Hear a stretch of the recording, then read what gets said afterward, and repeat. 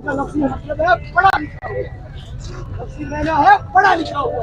क्यों? कि मोहम्मद मुस्तफा सल्लल्लाहु अलैहि वसल्लम का जब पहली गई है तो आपने कहा मैं पढ़ा लिखा नहीं हूँ।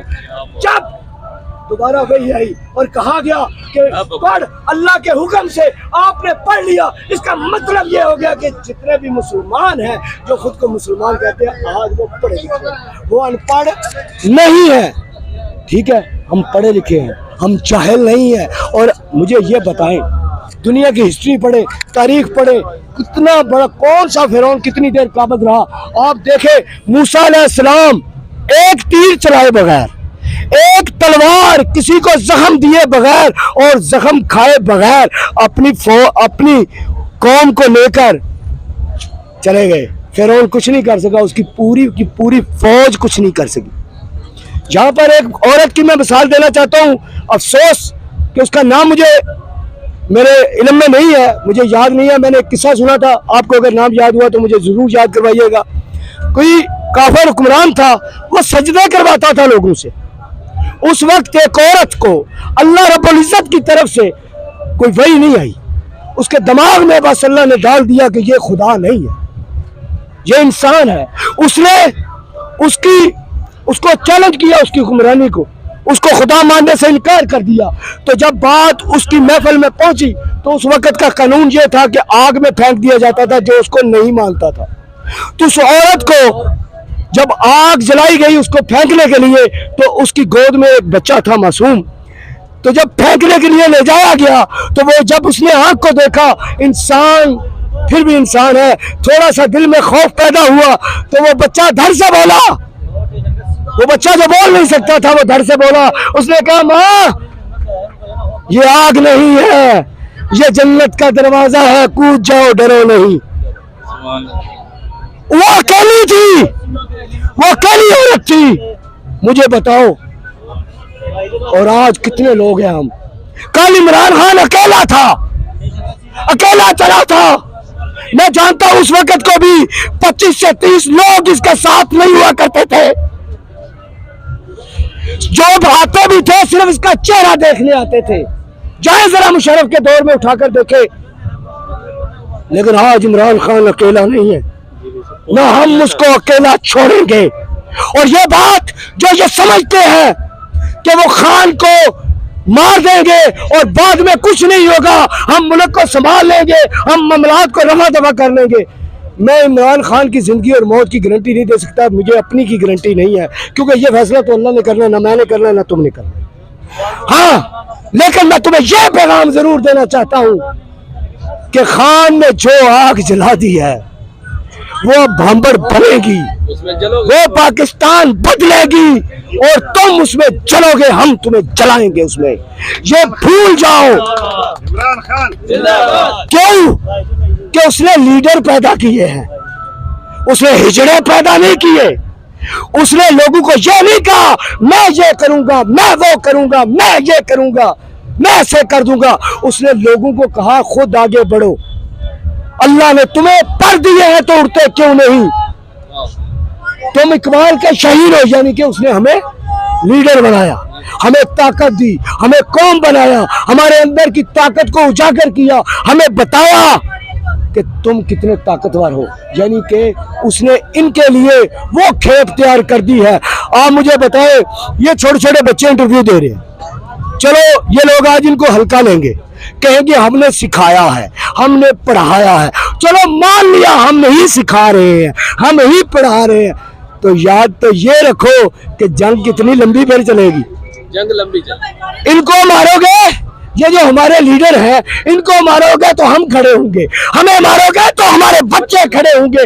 जितना तवील करोगे इस खेल को उतना तुम्हारा अंजाम बुरा होगा।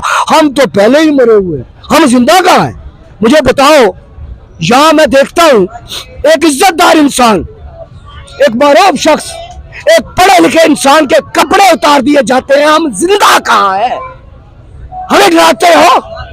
वो जो आगे बात हो रही थी हमारी आपस में, टीचरों के इन्होंने कपड़े उतार। प्रोफेसर क्या नाम है उनका? शहबाज गिल साहब। अच्छा मुझे ये बताओ,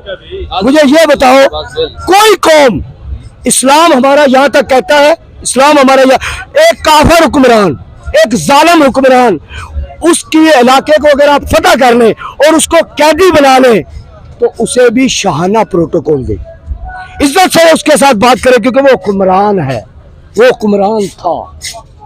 आप पढ़े लिखे लोगों का जनाजा निकाल रहे हैं, बेअदबी कर रहे हैं, तौहीन कर रहे हैं, बेइज्जती कर रहे हैं, उनके मुंह पर थप्पड़ मार रहे हैं, उनको करंट लगा रहे हैं, उनके कपड़े उतार रहे हैं।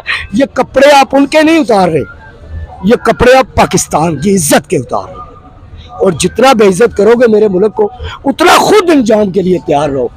यकीन करो, मैं जब भी सोचता हूँ, कसम खुदा की, ये नहीं सोचता ये क्या कर देंगे, मैं यही सोचता हूँ कि या अल्लाह ये हमसे बच के ना निकल जाए, बस यही सोचता हूँ। इनको छोड़ो, ये क्या करेंगे। जब मैदान लग गया, जब फौजें उतार ली गई, तो फिर दुश्मन को मत सोचो वो क्या करेगा, उसके पास जितने भी हथियार होंगे वो जमाएगा। आप कैसे समझते हैं, शेर के मुंह से आप निवाला छीनने वाली बात है। ये शेर बन चुके, वाकई शेर है, लेकिन शेर भी एक जानवर होता है, ये जानवर बन चुके हैं। आप देखें, आप इनकी बात करते हैं, मैं आपको बताता हूं, आज हमारे टीचरों में करप्शन है, छोटे से छोटा, जिसकी पास कुर्सी है, बहुत कम ही कोई ऐसा ईमानदार होगा जो करप्शन नहीं करता होगा, सबको करप्ट लोग। और इतने जब ये करप्शन और ताकतवर लोग सब करप्ट हो गए, अगर सब जुड़ गए एक दूसरे के साथ, तो ये कितने मजबूत हो गए। अब इससे नवाज शरीफ क्या है यार, शहबाज शरीफ की क्या औकात है, लोग कहते हैं इनकी बात, इनकी क्या औकात है। वो जो इनके नीचे अपनी जानें बचा रहे हैं, जिनको पता है अगर खान आ गया, बल्कि खान को छोड़े, अगर पाकिस्तान में आइन आ गया, अगर इंसाफ आ गया, तो उन्हें फांसियां होंगी, वो फांसियों से नहीं बच सके। उसकी एक मिसाल मैं आपको देता हूँ, कैसे फांसी होगी। मुझे आप ये बताएं, वज़ीर आज़म पाकिस्तान इमरान खान था, अमेरिका को अड्डे देने की बात कौन कर रहा था। ये कानून कहता है, पाकिस्तान का आइन, बल्कि दुनिया के हर मुल्क का आइन कहता है कि वो गद्दार है, जो इसकी इजाजत के बगैर दुश्मन को अड्डे देने की बात कर रहा था, डिले कर रहा था। बाप खुश नहीं, बेटा दुश्मन से हाथ मिला रहा है, वो कौन है, गद्दार है। अब उस गद्दार को फांसी का खतरा है। आप नवाज शरीफ शहबाज शरीफ की बात मत करें। अगर इंसाफ हो गया ना, अगर आइन की हुक्मरानी होगी, इमरान खान रहे ना रहे, उसको तो फांसी है। वो अपनी जान बचा रहा है, वो रस्सा अपने गले से निकाल के मजलूमों के गले में डाल रहा है। बात सिर्फ इतनी सी, ठीक है। आखिर में एक नज़म, शेर वगैरह आपने लिखे हुए हैं, ये इमरान खान साहब के लिए लिखे हैं। ये सिर्फ इमरान खान की बात नहीं, पाकिस्तान, वो भी जो कर रहे हैं पाकिस्तान के लिए कर रहे हैं, और हम भी जो कर रहे हैं पाकिस्तान के लिए कर रहे हैं। मैं अक्सर एक बात क्या करता हूँ, लोग कहते हैं ये जो जहादियों के बारे में पीछे दुश्मन, बल्कि हर दौर में दुनिया गंदे इल्जाम लगाती है जहादियों पर, उन्हें बदनाम करने की कोशिश करती है। मैं अक्सर क्या करता हूँ, जो जहाद करता है उसे कुछ नहीं मिलता मौत के सिवा, उसे मौत के सिवा कुछ नहीं मिलता। जो भी मिलता है उसकी आने वाली नस्लों को मिलता है, उसे कुछ नहीं मिलता। वो मरता है, उसके लिए सिर्फ मौत है और तकलीफें हैं, ठीक है। ये हम जो भी कर रहे हैं, हम सब जो कर रहे हैं, आप भी जो कर रहे हैं, ये सहाबी हजरात जो हमारे साथ खड़े हैं, जो नहीं खड़े अल्लाह इन पर रहम करे, वो हमारे साथ खड़े हो जाए। ये भी जो कर रहे हैं ना, आने वाले कल के लिए कर रहे हैं। अगले दिन यहाँ शहाबुद्दीन साहब खड़े थे, मैं हर इंटरव्यू में उनका जिक्र करता हूँ। क्यों करता हूँ, मैं ये भी बात बता दूं, मैं उनका कोई फुफीजात चाचाजात नहीं हूँ। वो भी बच्चा है, 24-25 साल उम्र है, दुनिया उसके सामने है, दुनिया अभी उसने देखनी है, हमने तो देख ली। मैंने उसको बहुत मजबूत पाया, मैंने देखा कि वो तैयार है गिरफ्तारी के लिए, वो तैयार है, कपड़े उतरने हैं तो उतर जाए, वो तैयार है। मैं इसलिए उसकी मिसाल देता हूँ कि नाजुक मिजाज लोग, ये नाजुक मिजाज लोग होते हैं, पढ़े लिखे लोग नाजुक मिजाज होते हैं। अगर ये तैयार है तो तुम हमें शिकस्त कैसे दोगे, आप इसी से अंदाजा कर लें, ठीक है। अगर ये तैयार है तो तुम हमें कैसे शिकस्त दोगे।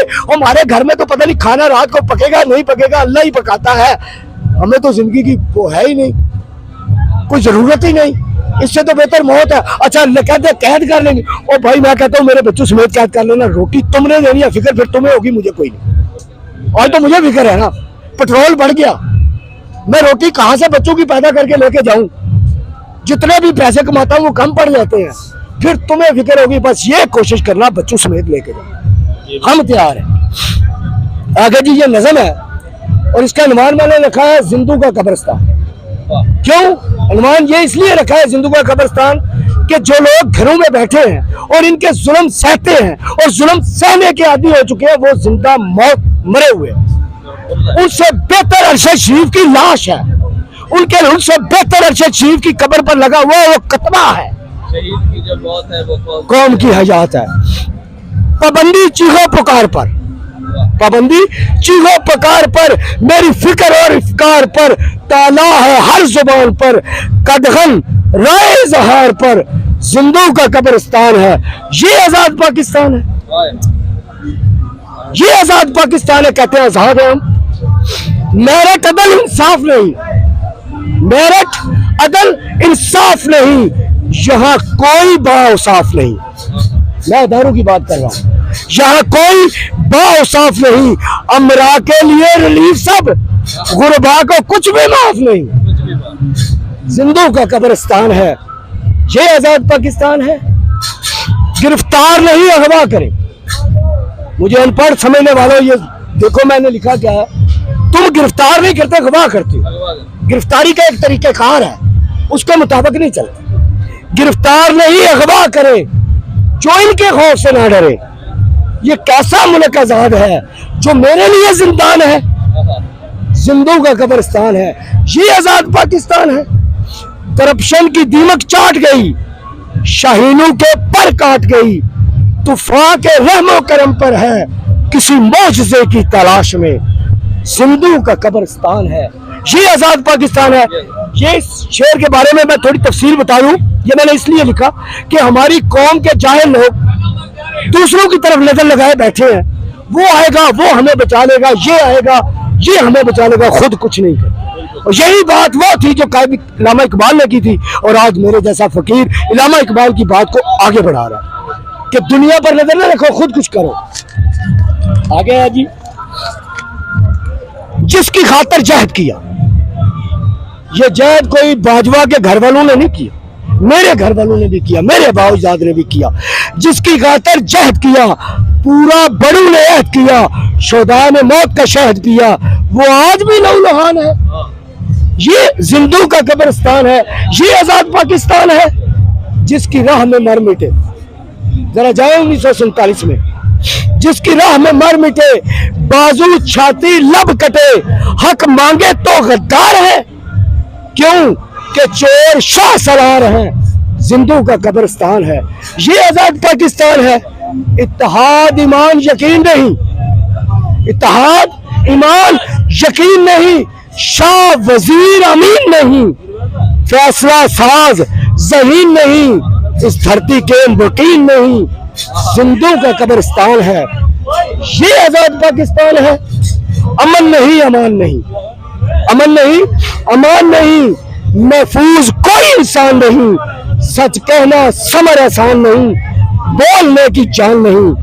जिंदू का कब्रिस्तान है, ये आजाद पाकिस्तान है। और आखिर में मैं आज के मौजूदा चीफ जस्टिस साहब को एक बात पैगाम देना चाहता हूँ। चीफ जस्टिस साहब, मैं शुरू से पीटीआई का हूँ, लेकिन जब एतजाज एहसन का सर फटा, अदलिया की बहाली की तारीख में, कसम खुदा की मुझे तकलीफ हुई।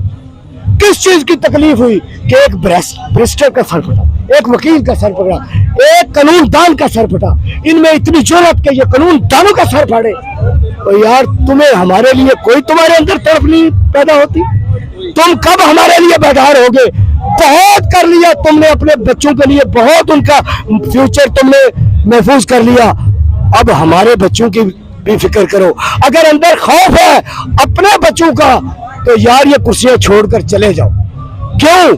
इन कुर्सियों पर बैठने का हक सिर्फ उसको है जो बेखौफ हो, न डर हो, जुर्रत हो, जो इंसाफ दे सके। क्यों कि तुम दुनिया में, मैं अक्सर कहा करता हूं, अल्लाह के कफील हो, तुम दुनिया में अल्लाह के नायब हो, तुम दुनिया पे इंसाफ कायम करने के लिए तुम्हें बिठाया गया है। और जितना वजन है तुम्हारी कुर्सी का, ये याद रखना, अगर इसी कुर्सी को तुम्हारे ऊपर रख दिया गया तो तुम उसका बोझ उठा नहीं सकोगे। कमर इतनी भारी होगी, इतनी भारी होगी जितना इस कुर्सी का, जितना आज तुम्हें प्रोटोकॉल मिल रहा है ना, इतना तुम्हारा अंजाम भारी होगा अगर तुमने इस धरती पर इंसाफ कायम करने में पाकिस्तानियों की मदद ना की। मैं ये नहीं कहता कि इमरान खान की मदद करो, मैं कहता हूँ पाकिस्तान की मदद करो, पाकिस्तानियों की मदद। अदल और इंसाफ। बहुत शुक्रिया। बड़ी मेहरबानी।